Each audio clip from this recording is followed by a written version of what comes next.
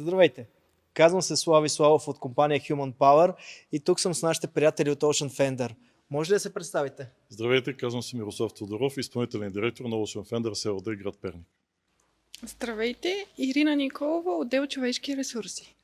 Днеска сме тук с няколко момчета, които са от Непал и работят тук в компанията. Може ли да ни кажете, преди да се спрете на работници от чужбина, как беше за вас процесът? Трудно ли намирахте българи за тези позиции? Защото в повечето компании ни казват, че е почти невъзможно да намериш за определени позиции и на смени хора. Наистина е така, особено за специфични позиции в производството. Беше много трудно да намираме хора и сме ви благодарни, че успяхте да ни осигурите тези прекрасни момчета, които наистина помогнаха много да изпълняваме поставените ни задачи в производството. Благодаря. И аз ви благодаря. Добре, относно процеса с Human Power, ние отговаряхме ли на време, как беше комуникацията, може ли да споделите вашето мнение? Разбира се, комуникацията беше перфектна, много добре обслужване, бързо и доста адаптивно и винаги услужливи.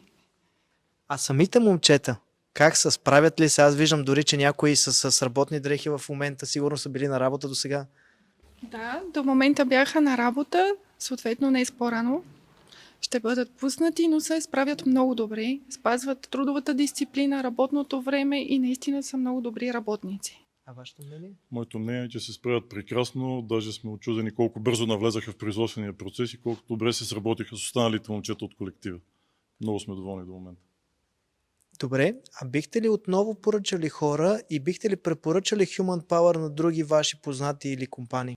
Разбира се, разбира се. Разбира се, че бих ви препоръчали, на който има нужда от качествени работници. Вие сте правилните хора. Много благодаря, Мирослав. А ако трябва да опишете Human Power с една дума или с няколко думи, кои биха били те? Коректност, лоялност, сила, човешка. Човешка сила. Супер.